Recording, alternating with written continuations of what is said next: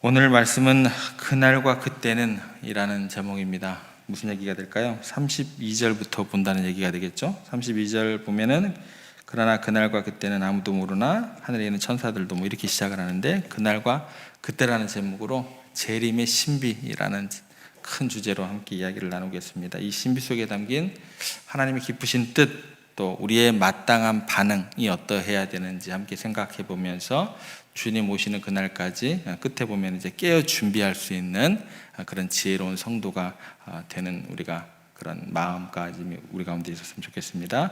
32절, 33절 다시 한번 보시면 그 날과 그때에 대한 이야기입니다. 그러나 그 날과 그때는 아무도 모르나니 하늘에 있는 천사들도 또 아들도, 아들은 예수님이죠, 예수님도 모르고 아버지만 아시느니라. 주의하라, 깨어있으라, 그때가 언제인지 알지 못함이니라.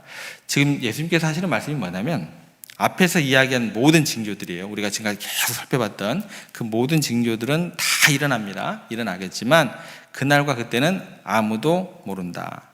이 얘기입니다. 한번 따라해 보겠습니다. 그날과 그때는 아무도 모른다. 이런 구절이 있는데도 불구하고 그 날짜를 꼭 특정지어서 이야기하는 사람들이 있죠. 그 사람들, 아버지만 아신다고 했으니까 그러면 그렇게 부르시면 돼요. 아버지 되시는군요. 하나님 되시는군요. 이렇게 이야기하시면 돼요. 그죠? 자기가 지금 하나님이라고 이야기하고 있는 거예요. 예수님도 그렇게 얘기를 안 하셨는데, 하나님 되시군요, 알겠습니다 하고 가시면 돼요. 명백하게 성경에 써 있는데도 성경에 근거하지 않고 뭔가 환상이 보이고 소리가 들리고 기적이 일어나면 사람들이 하나님의 말씀을 그냥 이상하게 이제 해석을 시작합니다. 그래서 지금 우리가 이 마가복음 13장 굉장히 자세하게 보고 있습니다. 마가복음 13장도 그럴지고 마태복음 24장도 마찬가지입니다. 이 두 장을 잘 묵상을 하셔야 돼요. 그러면 이단의 미혹에서 웬만하면 다 벗어날 수 있다라는 거죠. 여러분 잘 따라오고 계시죠? 잘 따라오고 계신다는 표정인 걸로 제가 이해를 하겠습니다. 그때는, 그날은 아무도 모른다고 하셨는데 말도 안 되는 이야기들을 너무나 아무렇지도 않게 이야기를 하더라는 거예요. 천사도 모르고 아들도 모르고 아버지만 아신다고 하셨습니다.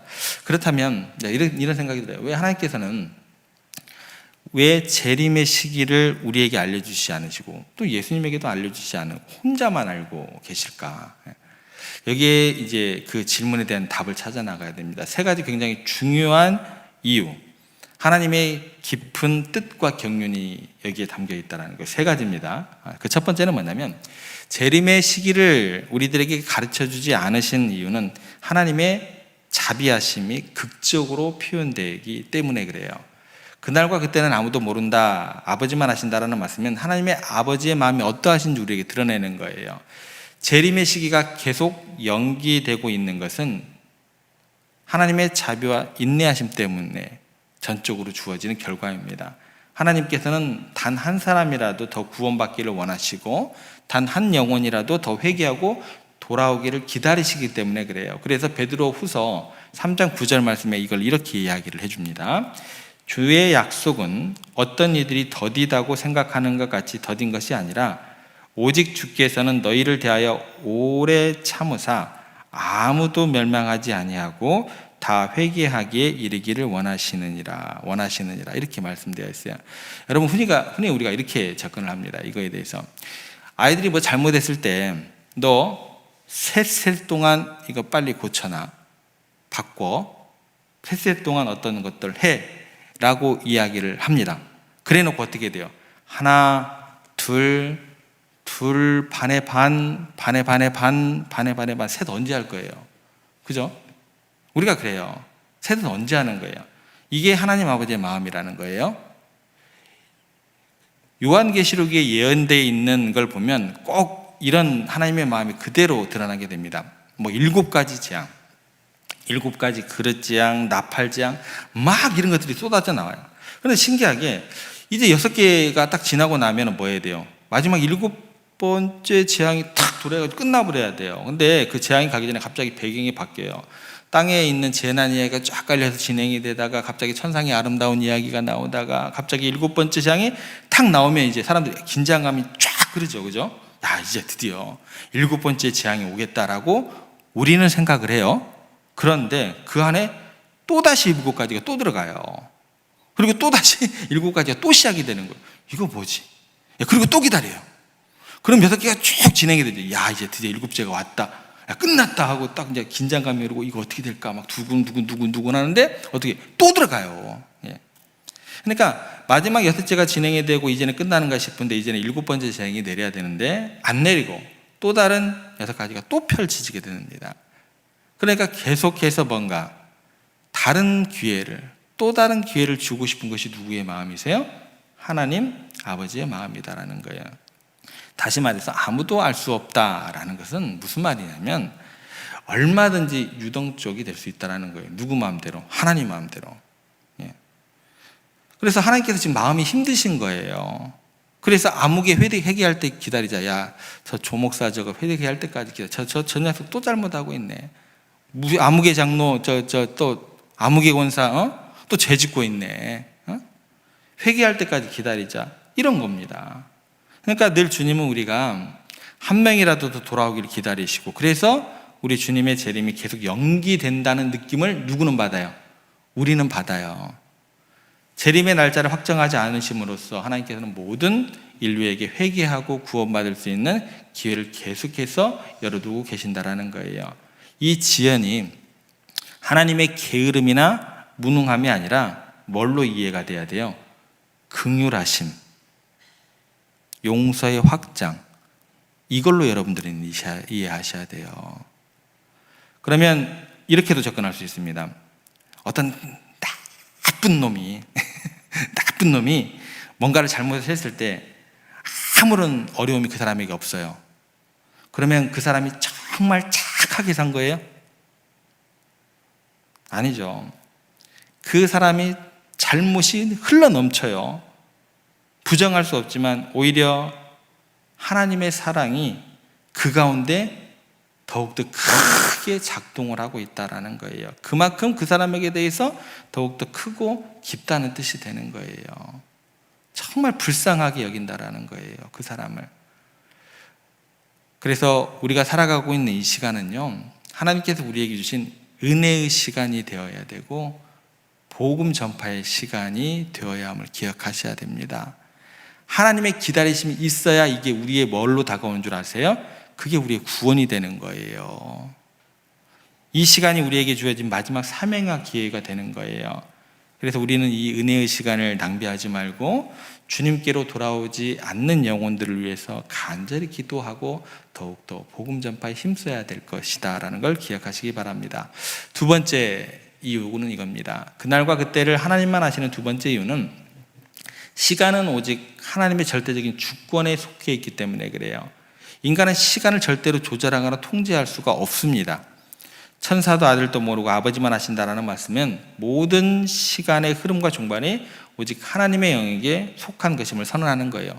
태초에 시간을 창조하셨고 또 개인과 국가 또 모든 우주의 시간을 주관하시는 분이 하나님이시다라는 선포가 되는 거예요. 그래서 하나님께서 이 재림의 시간을 우리에게 숨기신 것은 뭐냐면 이 시간에 대한 절대적인 주권이 선포가 되는 것입니다. 만약 우리가 시간의 종말을 안다면 우리는 그 지식 가지고 교만하게 됩니다. 우리 마음대로 시간을 조종할 수 있다고 생각을 하고 우리의 마음대로 행동할 수 있다고 생각을 하게 되고 그 결과 우리는 마음껏 그때까지 재림의 시간까지 방탕한 삶을 마음껏 살 거예요. 그러다가 그 시간이 딱 도래할 때쯤 되면 급하게 회개하고 급하게 하나님께 내가 돌아가리라 이런 어리석음을 범하게 된다라는 거예요. 하나님께서 이런 우리 인간들의 본성을 아실까요? 모르실까요? 당연히 아시죠. 하나님께서 이런 인간의 본성을 아시기에 시간은 전적으로 누구의 영역으로 두세요? 하나님의 영역으로 두시는 거예요. 그래서 우리는 늘 겸손히 깨어 매 순간을 주님 앞에 거룩한 도구로 살아갈 수 있도록 그렇게 촉구하시는 그 내용이 있기 때문에 그렇다라는 것입니다. 그래서 우리는요, 영원이라는 그 시간을 지향을 하지만 시간 속에서 오늘 우리에게 주어지는 책임을 소홀히 해서는 안 된다. 여기까지 생각을 하실 수 있으셔야 된다는 거예요. 예. 세 번째 이유는 이겁니다. 그날과 그때는 각 개인에게 마지막 날이 되기 때문에 그래요. 우주적 종말이 모두에게 동시에 한 날에 임하는 것 같지만 사실 각 개인적으로 놓고 한번 생각을 해보세요. 각 개인에게는요, 자신이 죽는 날이 뭐예요? 우주의 종말이에요. 그날이 하나님의 심판의 날이 되는 거예요. 각 개인에게는. 그러니까 내가 죽는 그 순간이 바로 내가 주님을 만나고 심판대에 서는 날이 되는 거예요. 육신의 죽음과 동시에 개인에게는 더 이상 기회가 주어져요? 안 주어져요? 끝이에요. 히브리서 9장 27절에 뭐라고 기록되어 있냐면, 그래서 한 번 죽는 것은 사람에게 정해진 것이요 그 후에는 심판이 있으리니 죽음 위에는 회개나 구원의 기회가 없습니다. 그리고 죽음의 잠에서 깨어나는 것은 주님의 재림의 순간에 깨어나게 되는 거예요. 그래서 고린도서 15장에는 예수 그리스도의 부활과 함께 성도들의 부활을 이야기하면서 주님의 재림의 때에 잠자는 자들이 부활할 것을 말씀해 주십니다. 그러므로 각 사람에게 각기 다른 뭐가 있는 거예요? 우주적 종말이 있는 거예요. 이 세상의 역사가 계속되고 있을지라도 나의 죽음은 나에게는 세상 끝이고 그 순간 뭐예요? 주님과의 만남이 시작되는 거예요. 이런 이유로 재림의 날짜를 어떤 특정한 날짜로 규정하는 게 의미가 있어요? 없어요? 없는 거예요. 특정 날짜로 규정한다는 것은 뭐냐면 각 개인의 유한한 인생과 죽음을 그냥 간과하는, 무시하는 그런 어리석은 태도가 되는 거예요.